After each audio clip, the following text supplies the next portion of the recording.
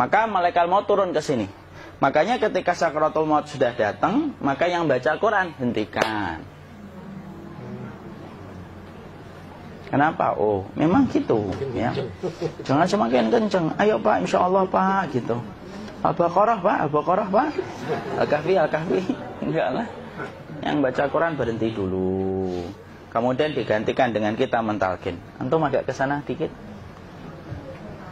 Masya Allah ya. Orang yang meninggalnya kooperatif ini.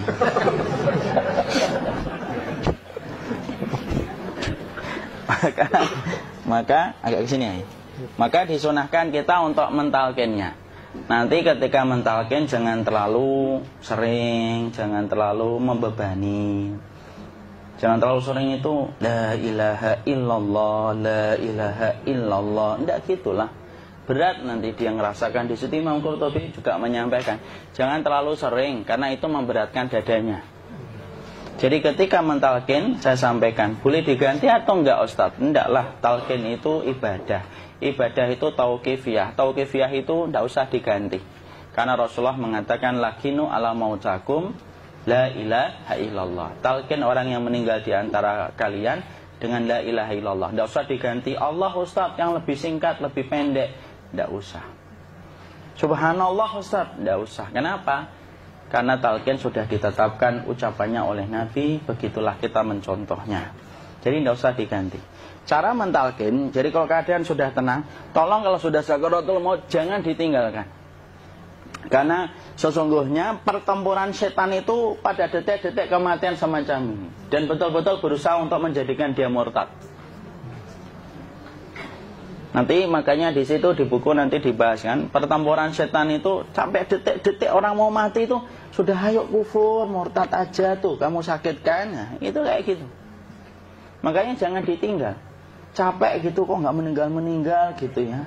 Udah gantian mas. Dan jangan kemudian meninggalkannya. Mangkat dulu gitu. Tidaklah, janganlah. Terus ditampingi terus. Kalau bisa ya sudahlah, berikan waktunya kita untuk sementara waktu itu betul-betul berkhidmah kepada orang yang kita cintai terakhir kalinya. Cara kita kemudian mentalkin adalah, yaitu adalah di sebelah kanannya la ilaha illallah. Biarkan dia mencerna dulu, tidak usah buru-buru kemudian kita langsung nimpali lagi. Dia mencerna dulu sembari kita doakan, peluk, ya Allah dimudahkan gitu. Kalau ada orang yang bisa ngucapin la ilaha illallah itu siapa yang memberikan itu Ustaz? Yang memberikan kekuatan Allah Pak. Karena ngomong aduh aja sudah tidak mampu. Makanya Allah berfirman dalam surat Ibrahim, yusabbitullahu alladhina amanu bil qawli tsabit fil hayatid dunya wa fil akhirah.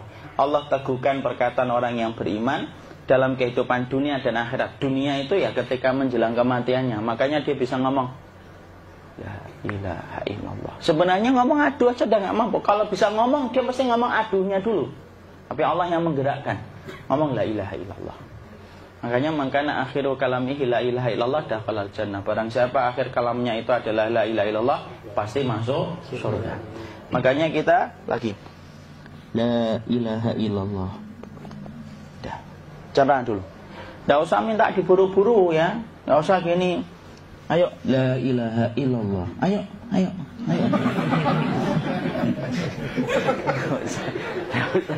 Enggak usah gitu. Ya, biarkan dia pelan-pelan gitu. Ayo tapak, ya Allah capek saya Pak. Enggak usah gitu. Dia ucapkan la ilaha illallah. Kemudian dia mencerna. Lalu kalau dia sudah mengatakan, untuk mengatakan la ilaha illallah. Nah, kalau sudah mengatakan la ilaha illallah, berarti sudah. Enggak usah ditalkin lagi, enggak usah. Belum meninggal juga Ustaz? Enggak apa-apa, biarin aja. Dia di situ aja. Kecuali dia ngomong lagi dan enggak usah diajak ngomong alhamdulillah ya Pak, ya Allah gitu. Terus dia jawab alhamdulillah. Ya. Itu berarti ucapan terakhirnya alhamdulillah. Atau ketika habis ditalkin la ilaha illallah dia ngelihat air. Nah, itu berarti ucapan terakhirnya air. Talkin lagi. Nggak usah marah. Aduh Pak minta air. Mau minta air nanti aja dikubur gitu loh. Jangan gitu. Biarin aja. Jangan kemudian setelah la ilaha illallah La ilaha illallah. Terus, ayo tutup, awas yang ngomong lagi ya. Nggak usah gitu juga. Maka kemudian setelah la ilaha illallah sudah, nggak usah diajak ngomong gitu. Terus kemudian nggak usah ada anaknya perempuan, ya Allah Pak, sudah bisa ngomong la ilaha illallah, usah gitu. Cukup dalam hati alhamdulillah gitu. Diam kita dengerin gitu. Disitulah nanti biasanya detik dia terakhir.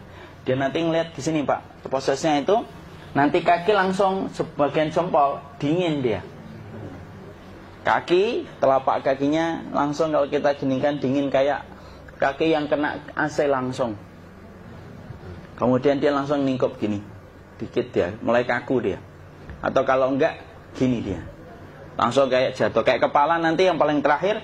Kepala itu pasti ada gerakannya Pak, ini meninggal itu. Pasti gitu. Pasti gitu. Karena apa? Sudah tidak ada beban ruh yang menahannya. Ya, cabut ya, set pelan, maka kemudian malaikat itu. Tapi tetap sakit lah, walaupun dikatakan ringan, tetap sakit. Maka kemudian sakit gitu, ngelewatin sini, jantung kemudian sudah tidak berfungsi, kemudian ginjal Pak, ngelewatin ginjal tidak berfungsi. Bapak bayangkan kan, kalau yang pernah sakit batu ginjal Pak, sepakat nggak kalau kita batu ginjal itu sakitnya luar biasa Pak? Itu baru titik batu kecil di ginjal. Kita bisa bayangkan tiba-tiba ginjal tidak berfungsi, sakitnya kayak apa Pak? Tiba-tiba ginjal nggak berfungsi, pankreas naik, kemudian tek jantung. Jantung ini dia masih hidup dia, di sininya masih hidup walaupun jantungnya sudah berhenti. Naik. Kemudian mata, dia ngelewatin mata. Organ tubuh yang paling setia sama ruh itu mata. Maka kemudian mata dia ngelihat dia, set. Ngelihat set keluarnya, set naik dia. Ya dilihat ini sama dia. Makanya Rasulullah mengatakan innar ruha idza qubida tabi'ahul basar. Ruh itu kalau dicabut, mata itu ngikutin kemana perjalanan ruh itu. Makanya ada yang meninggalnya gini. Ya itu bukan tanda su'ul khatimah, itu tanda fitrahnya mata ngikutin ruh. Atau kemudian bukanya sedikit. Ada yang kayak senyum Pak, ada yang kesini yang keringetan, nah itu tanda husnul khatimah. Ada yang senyum. Jadi sakitnya setelah selesai itu plong gitu. Makanya kemudian ada yang tersenyum.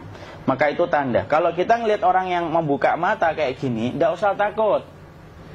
Cepat-cepat kemudian kita nanti tutup. Biasanya kalau terlalu lama, itulah yang menjadikan ini tidak bisa ditutup. Makanya harus pakai kapas akhirnya. Karena apa? Karena pas meninggal nggak langsung ditutup. Biasanya karena perawat takut, dokternya juga nggak tahu itu, dibiarin itu. Makanya ada beberapa mata yang ditutup pakai tensoplas kan? Sebenarnya kalau langsung bisa nutup dia, fitrahnya nutup mata itu. Jadi kemudian kita baca Allahumma firlahu warhamhu wa'afihi wa'fuanhu atau bismillah wassalatu wassalamu ala rasulillah, tutup. Bismillah. Tidak usah takut. Kecuali buka lagi ya, ini baru kita kabur. Kalau buka lagi Pak, Insya Allah Pak, ya Allah, ya kita kabur bareng-bareng Pak. Diusap Pak, diusap ini. Enggak disenggol gini enggak. Begini kan, sudah meninggal dunia.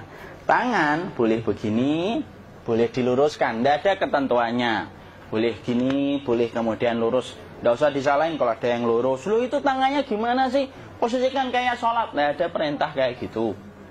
Jadi kemudian dikondisikan saja. Terus maka kemudian dipijit-pijit, akiknya dikeluarin, kemudian jamnya dilepas, gigi palsunya dilepas kalau ada, ya. Kemudian apa setelah itu? Coba buku.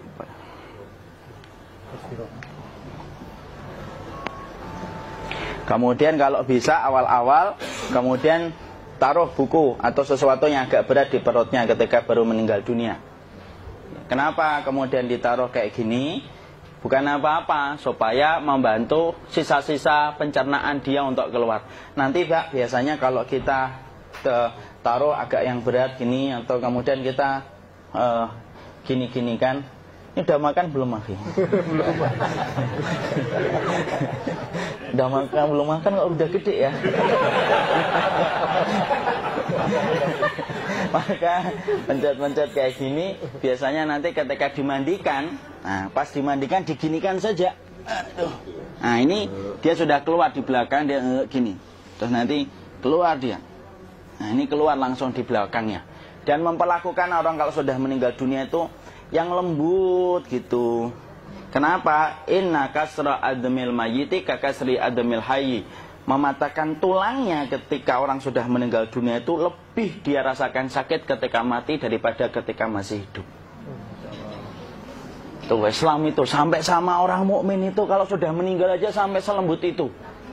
Kok hidup kasar itu kebangetan dia jadi orang itu. Mau sampai orang mati itu kemudian disuruh yang lembut. Kalau ada aib disuruh nutup, tidak boleh diceritain. Misalkan di belakangnya beliau ini ada tompel, gagah-gagah tompelnya gede gitu. Tidak boleh cerita, Masya Allah loh. Sampai segitunya sunnah itu ngajarin kita untuk nutup aib. Kalau ada orang belajar sunnah sukanya buka aib, nyari-nyari kesalahan orang. Sunnah yang mana dia pelajari itu saya bingung. Makanya kemudian gini, setelah selesai maka kemudian tutup dengan kain. Maaf ya, ya. Ya. Nanti kalau nggak kuat napas ngomong ya. Maka ditutup kayak gini, ditempatkan kemudian jangan di tanah tapi di atas dipan. Karena apa? Syekh Abu Malik Kamal Said Salim dalam Sahih Fikih Sunnah menyampaikan supaya tidak cepat busuk. Dia taruh di atas. Kemudian ditutup pakai kain apa saja. Ya, sembari nanti kita mempersiapkan tempat mandinya, tempat kafannya dan yang lain sebagainya. Maka kemudian kalau ada yang datang boleh dibuka. Kemudian kita mencium ininya apa? Kemudian keningnya. Kemudian kita berdoa, nutup lagi kayak Rasulullah ditutup, kemudian yang datang terakhir itu salah satunya Abu Bakar. Dibuka kemudian beliau, ya Allah ya Rasulullah, engkau adalah orang yang percaya hidup dan matimu, dan tidak mungkin Allah itu mematikan engkau 2 kali ya Rasulullah. Maka kemudian ditutup kembali. Saat itu para sahabat dalam keadaan mendung semuanya. Maka disitulah kita lakukan kayak gini. Ditutup gini Ustaz ya. Kasihan tidak bisa nafas, insya Allah tidak butuh nafas lagi. Jadi kemudian kita semacam ini kita persiapkan apa yang bisa kita lakukan. Nah itulah proses kematian dari sakit sakaratul maut sampai kematian.